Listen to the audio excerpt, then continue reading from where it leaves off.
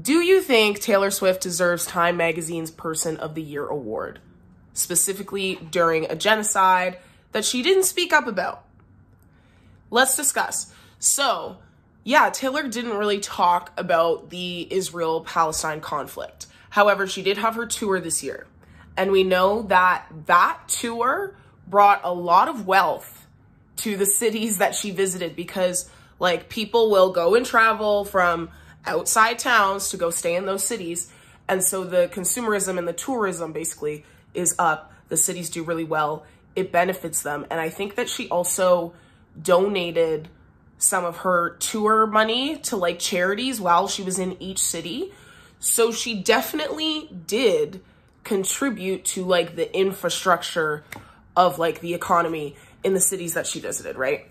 This is beyond being a celebrity, I think, when we're talking about something like Time Magazine, but also obviously all of these things are like a little bit rigged, so to speak. Like, you know, the 30 under 30, like you can pay to be on that kind of stuff, right?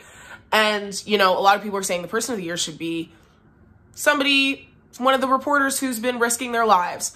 I think that Time Magazine is not set up to identify like true bravery in the way that maybe we would want it to or expect it to. You know what I mean? And so like when you're thinking about Taylor Swift and you're thinking about the way football, the narrative around American football has been shifted simply from her showing up, is crazy to me. Like, I don't think that I have been alive to see that sort of influence from a woman on like a sports game. Like, I'm sure like Princess Diana or something, maybe when she was going to games, maybe it was that big of a deal. But like, Taylor Swift improved football. She basically invented football. I don't care about football. I've actually seen more photos from football and heard people talk about football way more this year because of Taylor Swift, due to like, you know, the nature of me being a girl. And so now football is in conversations way more than it ever would be for me as somebody who doesn't really give a shit. Not that that is like super influential to world and life, but I think is just an example of her impact, right? And it's so funny because Taylor Swift and Kim are actually really similar when you talk about them in the sense that they both grew up rich, but they do have a massive, undeniable influence. And so it's crazy to me, first of all, how many times we have to hear about this phone call. That's crazy to me. But it's crazy to me that these two women that are so massive moguls of influence. Oh, also Taylor Swift got a lot of people to vote. I forgot about that. She got a lot of young voters registered, and that was like record numbers. So that's a big deal, because even if she doesn't speak up about certain things, if you facilitate people to vote, that just gives the demographic a greater power. And that's always going to be a good thing, because each of those people is going to have their own opinions. Why is my dog touching my Google Home? She's an iPad kid for real. Anyways, everything that Kim Kardashian has ever sent out to the internet has been edited. She has so many Photoshop fails where her trapezoids are suddenly removed, or like her jawline is suddenly a millimeter shorter. So are we shocked and surprised that she edited this tape? Is she known for being raw and uncut? No.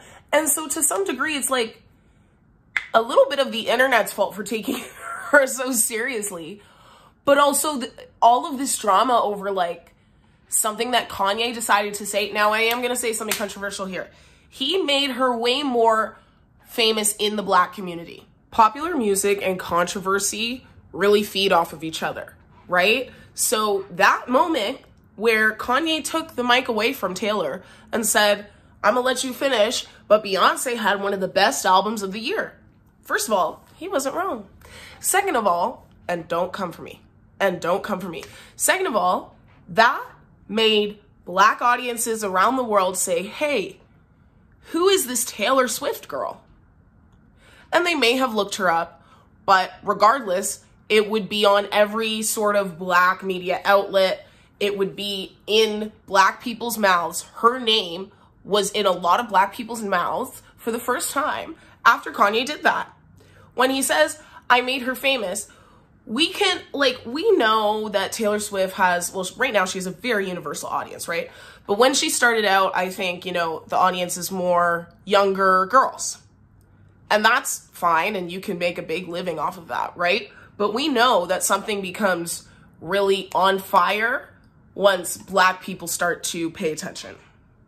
Especially if Black people are starting to pay attention, but you still have, like, the money of the white people, you're flying at that point. So I understand, especially the misogynistic use of the term bitch, but generally, I don't disagree with his sentiment, okay? Sue me. Do I think it was the nicest thing he could have done? No. No. And I think the real issue is, like, Kim trying to make her look like such a liar and lying about it, but also so much of this controversy issue is due to the people, the fans, the commenters, the haters. Because when Taylor Swift said that moment took her career away from her when Kim called her a liar, a lot of that is due to the way trolls were behaving, right? And then I totally understand, like, she was afraid to pick up the phone because she felt like she couldn't trust anyone. But it's just crazy and funny because it's not funny. Like, I don't find her trauma to be funny, but I think it's an interesting coincidence that two of the most powerful women in the universe, maybe not universe, maybe America, have so much beef over, like, a rap line that was gonna happen anyway. Like, he clearly, it's similar to Drake asking Halle Berry, like, can I use this picture? And her saying no, and him being like, I'm gonna do it anyway. This is, like, a lot of male rappers' way of doing things. They don't really care. They don't really care about your feelings. And then the fact that Kim is the one who, like, stepped up to defend it so much because Kanye doesn't care, probably. He probably never really actually cared how Taylor feels about that. Kim's very aware of public image, and so she wants to cater to that and play into that. And so that's why she did that. That was like a chess move. You know what I mean? And it worked for a time. Obviously, now it's not going to work, but people are saying, is Kim going to comment on this again? I really hope she doesn't. Like, I'm tired of hearing about this. And it's not that I don't have compassion for Taylor in the situation. She's totally entitled to telling her side of the story, but I don't want to see another, like, Twitter war about this. Like, I don't want Kim to then make a tweet and then Taylor makes a tweet. It's like, you guys, come on. And people are saying it's a good setup for her to drop Reputation Taylor's version, which I'd be into because I feel like I didn't really listen to it very much the first time around. I'd be curious to, like, listen to it with new ears.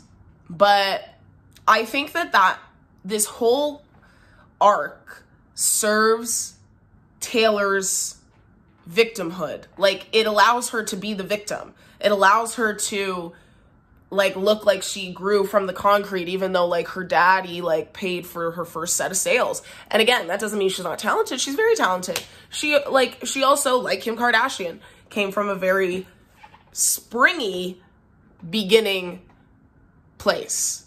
She had a springboard to launch her towards success. She still had to work super, super hard, and I'm not denying that. Like, she's incredibly talented. You know what I'm saying? But I think a lot of, like, the issue with Kim, it's, like, really about the hate that she got during that time. And, like, yeah, Kim isn't, like, an honest person. Like, remember how long they were trying to tell us they had no plastic surgery? And even still, when they get asked, like, what do you do to maintain their bodies? They're like, we work out. Like, so the fact that the internet took something that Kim put out there and obviously heavily edited and took it as truth, that wasn't something that really made sense to do. And so it's hard. It's hard when you're getting a lot of hate to have discernment, I guess. But ultimately, I think this is all good for Taylor Swift's career. I mean, otherwise she wouldn't be, like, Time Magazine's favorite person of the year. You know what I mean? So, yeah, those are my thoughts on this topic so far. Let me know if you think Taylor Swift deserves Person of the Year. if you think that Kim's gonna respond, if you think that she should respond. And yeah, let me know in the comments below. Thanks for watching my second Vlogmas video. Live, laugh, love you. Bye-bye.